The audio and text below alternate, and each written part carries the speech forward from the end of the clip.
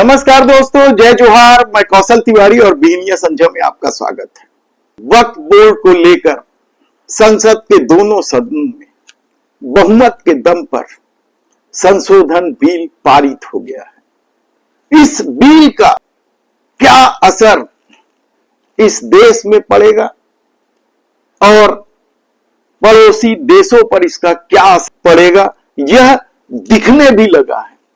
भारत में इस संशोधन बिल के साथ ही पड़ोसी मुल्क खासकर पाकिस्तान और बांग्लादेश से भी अब वहां के वक्फ कानून पर भी तब्दीली की मांग तेज होने लगी है।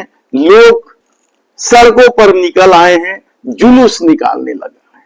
तो क्या आरएसएस और भारतीय जनता पार्टी के ध्रुवीकरण के खेल का दुष्परिणाम पड़ोसी मुल्क के अल्पसंख्यकों पर भी पड़ेगा? क्या हिंदुओं को भुगतना पड़ेगा या फिर सब कुछ ठीक कर लिया जाएगा, जैसे देश के प्रधानमंत्री नरेंद्र मोदी दावा करते हैं कि पड़ोसियों को आंख दिखाकर वे ठीक कर देंगे। यह बात बहुत कम लोगों को मालूम होगा कि जिस तरीके से भारत में वक्फ बोर्ड है, उसी तरीके से पाकिस्तान और बांग्लादेश में भी अल्पसंख्यकों के लिए कानून है वक्फ बोर्ड। बात बांग्लादेश से कर ले, जो जिसे भारत ने ही बनाया है। उस बांग्लादेश में देवोत्तर प्रॉपर्टी एक्ट के तहत वक्फ बोर्ड है। यह हिंदुओं का ही नहीं बल्कि इसमें सिख, जैन, बौद्ध और दूसरे गैर मुस्लिम धर्म के लोग शामिल हैं। इस बोर्ड में यानी देवोत्तर प्रॉपर्टी एक्ट का जो बोर्ड है, उसमें इन गैर मुस्लिम लोगों का, हिंदू, सिख, जैन, बौद्ध, सबका धार्मिक प्रॉपर्टी शामिल है।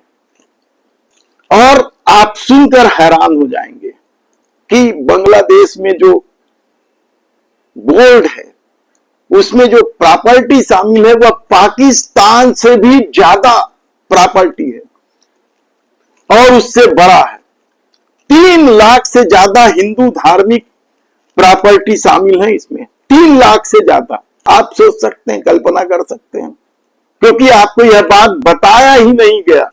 आपके सामने तो यही भ्रम फैलाया गया कि इस तरह का बोर्ड दुनिया में केवल भारत में, जबकि पूरी दुनिया में अलग अलग देशों में अलग अलग नाम से अल्पसंख्यकों के धार्मिक संरक्षण के लिए इस तरह के बोर्ड बने हुए हैं।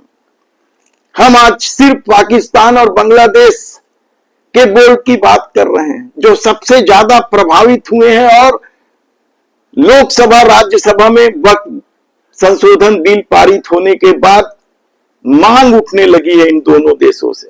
यही नहीं, बांग्लादेश में इन धार्मिक प्रॉपर्टी के को लेकर अलग अलग ट्रिब्यूनल और कोर्ट भी बने हुए, लेकिन यह बात आपसे छुपा दी गई। इसी तरीके से पाकिस्तान में एवा हुई ट्रस्ट प्रॉपर्टी बोर्ड, ईटीपीबी के नाम से यह ज्यादा चर्चित है।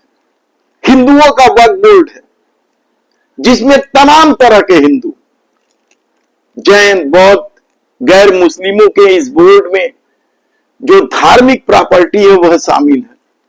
कोई भी मुस्लिम, अब आप समझिए, भारत में तो वक्फ बोर्ड की प्रॉपर्टी पर किस तरीके से कब्जा है, हिंदुओं का भी कब्जा है और दूसरे धर्म के लोगों का भी कब्जा है।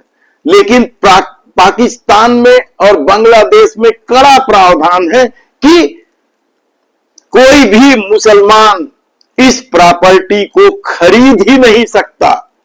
अब आप सोचिए कितना कड़ा कानून है वहां। यहां तो वक्फ की प्रॉपर्टी को कोई भी खरीद सकता था, लेकिन वहां सिर्फ हिंदू ही इसे मैनेज करते हैं।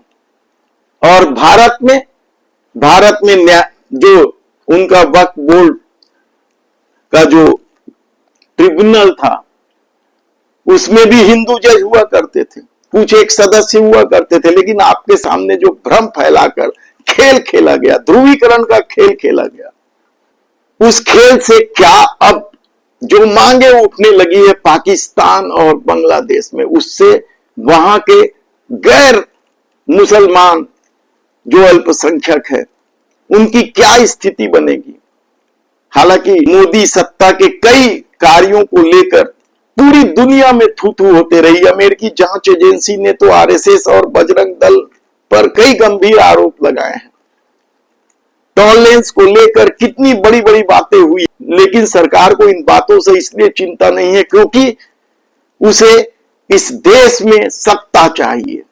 और शायद यही वजह है कि वक्फ संशोधन बिल को लेकर जो खेल खेला गया उससे हिंदू समाज को या गैर मुस्लिम समाज को कितना फायदा होगा कहना मुश्किल। हम आपको बताएंगे कि किस तरीके से आरएसएस और बीजेपी के इस खेल ने हिंदुओं को ठगा है, क्या क्या गलतफहमी थी। हम एक एक बातें आपको विस्तार से बताएंगे। हमारी टीम लगी हुई है पूरे संशोधन विधेयक को लेकर।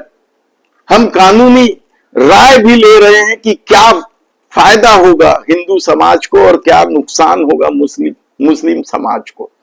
इस पर हम फिर कभी विस्तार से चर्चा करेंगे। लेकिन एक बात तो तय हो गया है कि यदि इस बिल ने पाकिस्तान और बांग्लादेश में भी मुसलमानों के बीच खलबली मचा दी है, उन्हें जुलूस निकालकर बोर्डों में संशोधन की मांग करनी पड़ रही है, तो यकीन मानिए कि आने वाले दिनों में इन दोनों देशों के हिंदुओं के सामने या उनकी धार्मिक संपत्तियों के सामने एक नए तरह का संकट खड़ा होगा।